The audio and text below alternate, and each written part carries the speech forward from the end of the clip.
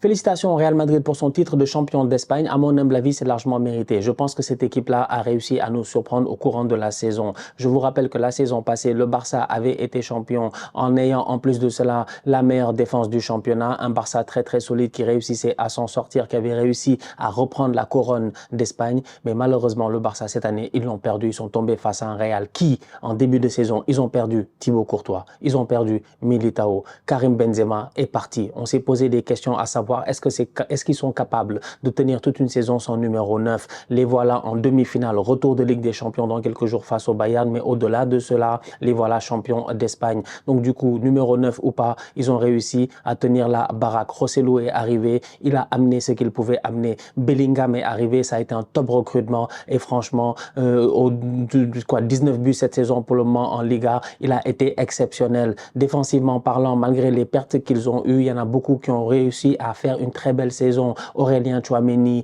Nacho, des boys ont été là pour se débrouiller, pour colmater quand il y avait des absents. Lucas Vasquez aussi, au milieu de terrain, il y a eu beaucoup de solidarité. Franchement, le Real, collectivement parlant, ils nous ont surpris cette année. Et à mon humble avis, quand ils arrivent à la fin, ils sont champions, et ben, c'est largement mérité. Donc, félicitations et on aura l'occasion dans d'autres débriefs d'en parler plus en détail. Parce que c'est pas possible qu'à chaque fois... Comment tu marques un but, 20 secondes plus tard, tu prends un autre but. Mais en fait, vous êtes où, vous? Et ça arrive à Arsenal. Arteta, il rentre dans les vestiaires, il pète des câbles. Mais il y a des boys, je te dis, est-ce qu'on va pas leur interdire de manger même? Mais vous êtes fous? 20 secondes, 25 secondes. Sur l'engagement. Tu es le Barça. Quand même. Salam, salam, outsider. Le débrief commence maintenant. Le Real Madrid de Carlo Ancelotti est champion d'Espagne. Franchement, on va être très sérieux. Je pense que c'est le 36e titre de l'histoire du Real Madrid. Bravo. Franchement, bravo. Top saison de leur part. Ils se sont gérés. À la fin, ils ont gagné. Aujourd'hui, ils ont battu Cadiz 3-0 à domicile. Cependant, pour être champion, il fallait que le Barça ne gagne pas face à Girona. Cependant, en se disant que le Barça devait jouer face à Girona, dans ma conception des choses, je me suis dit que le Barça va quand même se gérer. Pourquoi? Parce que le Barça a deux enjeux. Le premier, c'est que retarder le titre du Real, ça fait toujours du bien quand tu es le Barça. Le deuxième, c'est que quand tu es le Barça, tu ne peux pas te permettre de finir deuxième derrière Girona. Tu ne peux pas laisser Girona finir devant toi. C'est un derby quand même de Catalogne. Girona, ils sont en train de faire une saison exceptionnelle, extraordinaire. Ça, nous tous, je pense, on le leur concède et on les applaudit pour cela. Cependant, le Barça reste le Barça. Ils doivent normalement taper Girona. C'est Tokar là, ils ont perdu 4-2. Tu vas aller où? Tu vas aller où? Pardon, je vais avoir des problèmes encore. Tu vas aller où? Mais tu vas aller où? Tu vas aller où? Ah non, j'arrive sur votre cas. On va d'abord parler du Real. Le Real a gagné 3-0 face à Cadiz. Le Real a un match important à jouer en Ligue des Champions face au Bayern Munich. Le Real doit se qualifier. Donc du coup, ça te donne quoi? Ça te donne un Real au départ du match face à Cadiz où sur le terrain, tu as plein de boys qui n'ont pas eu énormément de temps de jeu cette saison et qui doivent en profiter. Et sur le banc, eh ben, tu n'as que des stars. Tu as des Toni Kroos, tu as des Vinicius, tu as des Bellingham, tu as la crème de la crème, tu as presque le 11 de départ. Dans ce match-là, il y a le retour de Thibaut Courtois dans les buts. Aujourd'hui, le Real gagne 3-0. Courtois fait 90 minutes. Il a un clean sheet, mais en plus de ça, il fait plusieurs très bons arrêts, dont un arrêt exceptionnel, un 1 contre 1 face à Ramos, l'attaquant de Cadiz. D'ailleurs, sur cette occasion-là, pour faire ce parallèle Barça-Real-là, on va parler de Araujo. Araujo, Araujo, Araujo. Parce qu'au même moment, oui, c'est ce genre de débrief-là dans ma tête. Je dis, soyez prêts, parce que vous n'avez jamais vu ce débrief-là. Parce qu'au même moment où Nacho, il est en train de laisser le boy Ramos passer pour ne pas le toucher, pour éviter qu'il y ait un carton rouge et qu'il y ait une faute, en faisant confiance et en croisant les doigts que Thibaut Courtois va faire l'arrêt, eh ben, à ce moment-là, Ronald Araujo, ce tocard-là, on lui a rien demandé, mais ces derniers temps, je ne sais pas ce qui lui est arrivé. Il est allé se lancer sur un crochet, j'ai pas compris. Le Barça vient de marquer un but, tout va bien. Dans l'engagement qui suit, un petit long ballon, Araujo se jette. Pourquoi? Tu te jettes, c'est la deuxième fois qu'il nous fait ça ces derniers temps. La dernière fois, il l'a fait face au Paris Saint-Germain. En championnat, il l'a encore fait. La dernière fois, il fait un penalty, on comprend pas, un tacle absurde. On lui dit, suis le défenseur, il ne le suit pas, il va se jeter. Là, il se jette encore, il va finir dans les panneaux publicitaires derrière. Il y a un but de Girona, puisque le boy, il a tout le temps du monde de revenir calmement, de lever la tête et de faire un bon centre. C'est Araujo en 1 contre 1 face à l'attaquant du... Comment il s'appelle, le meilleur buteur du championnat, là? Excusez-moi, hein. Je m'excuse, j'ai pas envie d'écorcher son nom, le frérot Duvnik. C'est ça, non? Dovbyk. Il est un contre un face à Dovbyk. Physiquement. Mais Xavi, il est là en train de dire, ouais, machin, il a tout. Il y a faute, ouais. Nous, on était là, on a vu, il y a faute. Mais Araujo. Donc, pendant ce temps-là, à Madrid, eh ben, t'as des Nacho, ils laissent les gars passer en se disant, Thibaut Courtois va faire l'arrêt. C'est pas le cas. À Barcelone, ça ne se gère pas. Ronald Araujo ne se gère pas. Ronald Araujo, en cette fin de saison, il est anormalement décevant. On s'attend à beaucoup plus de sa part. On s'attend à un certain leadership de la part de certains joueurs du Barça. Pourquoi? Parce que cette équipe-là, mentalement parlant, va falloir qu'elle se remette sur le droit chemin. Le Real a été champion. Aujourd'hui, ils ont gagné 3-0. Ils ont gagné avec le banc. Ils ont gagné avec le banc. Ils ont gagné avec le banc. C'est pas normal.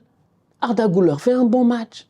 Brahim Diaz, il est sur le banc. Mais la vérité, c'est que, honnêtement, entre vous et moi, il mériterait d'être titulaire dans pas mal de clubs. Mais Brahim fait une top performance aujourd'hui. Il claque un but, il met une passe décisive. Il est excellent. Il doit même mettre plus qu'un but. Franchement, Dani Ceballos, c'est un boy de rotation. Mais aujourd'hui, il te sort un bon match. Luka Modric, il a 150 ans. Il fait une top performance. À la 92e minute, tu as Luka Modric qui va faire un tacle pour récupérer un ballon.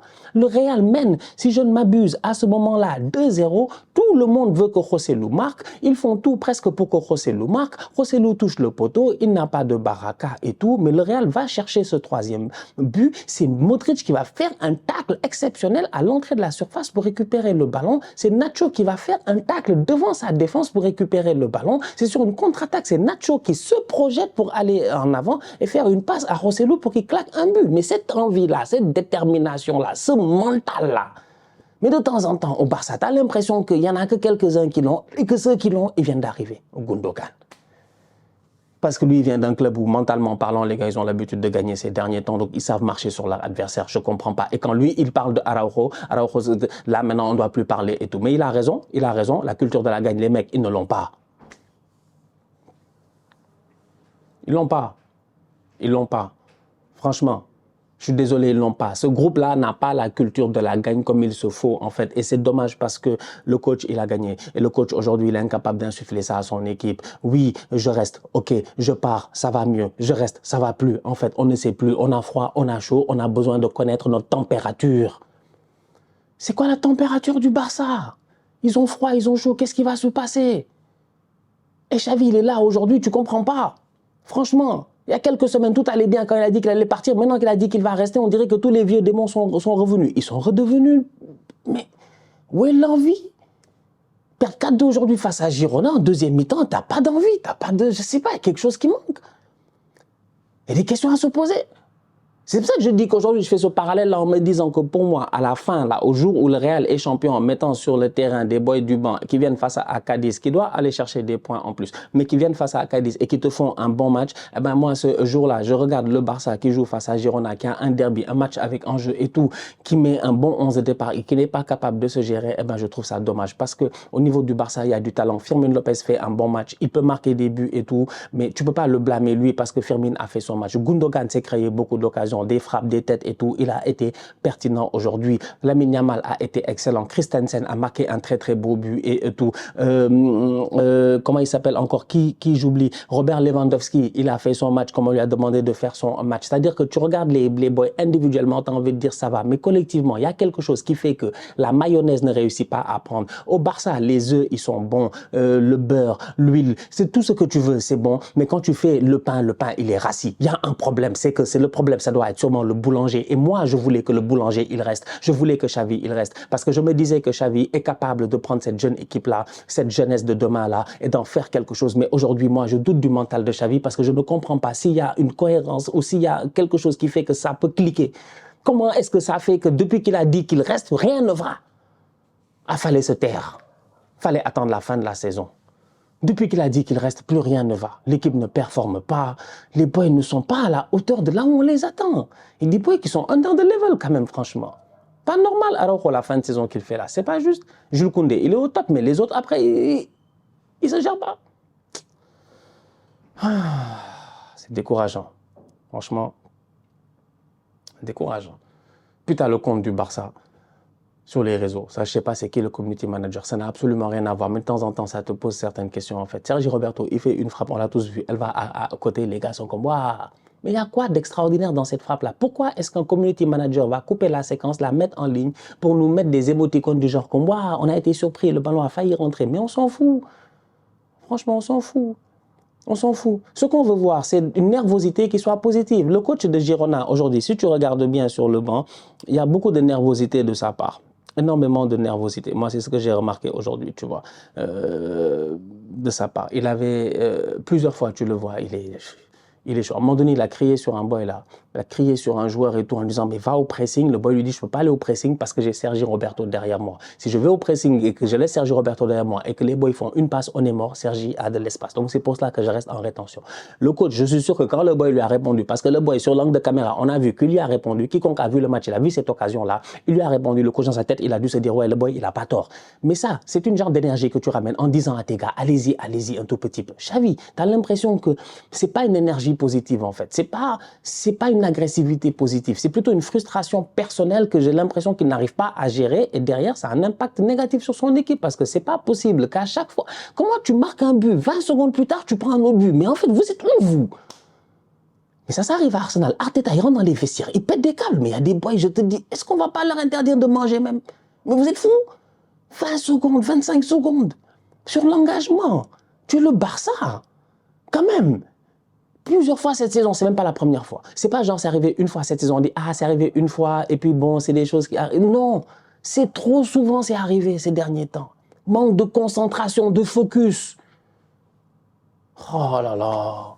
Porto il rentre, même pas il fait une minute, pas premier ballon il claque un but, deuxième but, il frappe une... Mais c'est incroyable, mais en fait... Ah moi j'étais choqué. Donc c'est pour ça que j'ai dit que franchement moi je suis désolé. Des rentrées après de João Félix, tout ça un peu trop tard. Ferran Torres, si c'est pour mettre des coups francs à l'entraînement. En fait, moi, je ne comprends pas le Barça. Franchement, ils ne sont pas sérieux. Ils sont pas sérieux. Le Barça est tombé bas. Et je pense qu'il est temps que vraiment les gens l'acceptent. L'année passée, ils ont été champions, on est d'accord. Meilleure défense, on est d'accord. Mais cette année, ils ont encaissé trop de buts. Et en un an, tout a changé aussi rapidement. Je ne comprends pas. Mais je ne comprends vraiment pas ce qui s'est passé. Des Ferran Torres, des boys qui ne se gèrent pas, des boys qui n'ont pas l'impact qu'il faut. T'as Ansu Fati qui va revenir, t'es pas sûr. À Brighton, ça s'est pas super bien passé, tout ça. En fait, moi, je stresse pour l'avenir. Tu n'as pas l'argent pour te... Regarde, hein, Estebao, apparemment, Estebao, ils ont dit c'est la nouvelle star, machin, etc. au Brésil, mais tout le monde va se placer dessus. Arsenal, tout le monde va se placer. On va tous se placer sur Estebao. Vous pouvez pas. Vous pouvez pas. Vous êtes le mec à la table de poker. Quand les buy-in, ils montent, à un moment donné, tu peux plus suivre. Parce que tu n'as pas le flouze. Oh là là. C'est dur. Ils n'ont pas le khalis, boy. C'est dur en ce moment. C'est la vérité. Hein. Je sais pas, c'est quoi le problème? Je ne comprends pas. Des achats à 45 millions, on me dit que le Barça ne peut plus s'aligner. Il y a des boys, ils sont... En fait, c'est que là, même moi, je ne comprends plus. Même moi, franchement, je ne comprends plus. En termes d'économie, de finances, de football, il y a plus de choses que je ne comprends pas. Donc, bref, c'est pas normal. C'est pas normal. Et pendant ce temps-là, le Real a gagné 3-0. Tranquille. Bon match, tout le monde s'est géré. Après, en fin de match, il faut rentrer les Vinicius. Vinicius, là, il fait des coups de foulard. C'est parce que Militao n'a pas eu de chance et que Ledesma a fait un super arrêt. Sinon, si Militao claque sa tête et qu'il y a un but, Vinicius, il aura fait 20 minutes sur le terrain. Il aura eu peut-être, dans la même semaine, les 2 assists de la semaine, c'est lui. Lui et Toni Kroos et lui et puis Militao. Tellement ce coup de foulard-là a été bien joué. Tellement Vinicius, il est en confiance en ce moment. Bellingham, il rentre. Il fait 2-3 minutes sur le terrain. Il claque un but. Sans problème. En fait, c'est cohérent.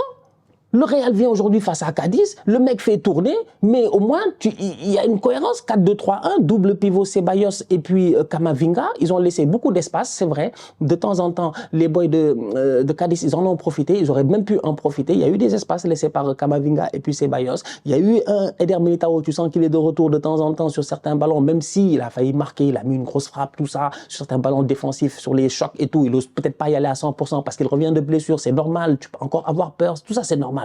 Mais tu sens un peu la cohérence. 4-2-3-1 simple, mais très simple. Ils sont venus, ils n'ont pas trop essayé de chercher des machins, tout ça.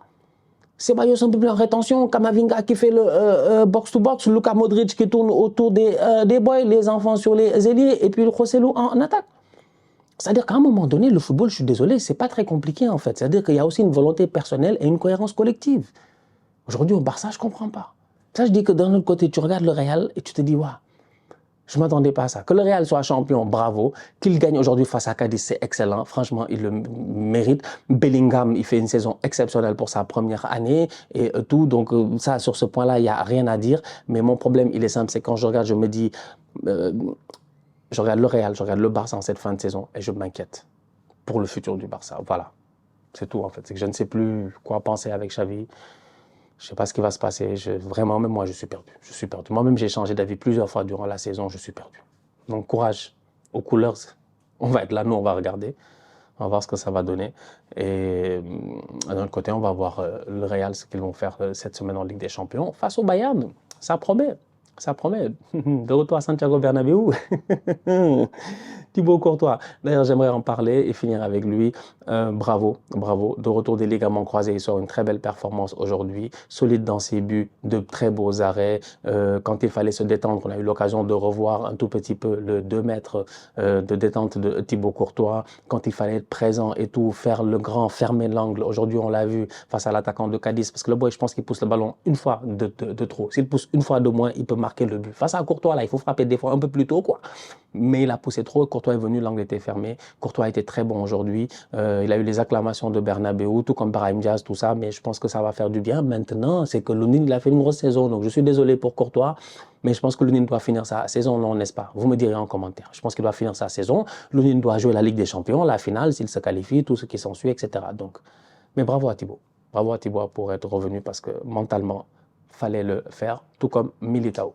La famille, on se capte très bientôt pour une nouvelle vidéo. D'ici là, on continue à liker, on continue à partager, on s'abonne, on est ensemble, on reste en santé. C'est le plus important. Tout ça.